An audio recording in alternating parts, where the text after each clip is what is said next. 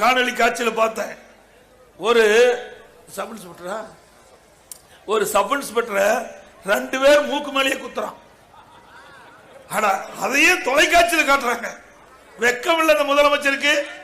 காவல்துறை யார் கையில் இருக்குது? முதலமைச்சர் கையில் இருக்குது.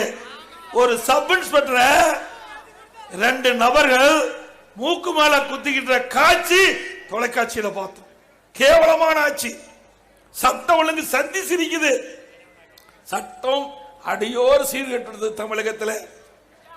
இன்றைய தினம் நான் இந்த கூட்டத்துக்கு வருவதற்கு முன்பு பார்த்தேன் தொலைக்காட்சியில கஞ்சா விற்பனை செஞ்சிட்டு மதுரையில் அந்த வீதியில் இருக்கின்ற அவருடைய ஒரு பையனும் அவருடைய தந்தையும் காவல் நிலையத்தில் போய் புகார் கொடுக்கிறாங்க.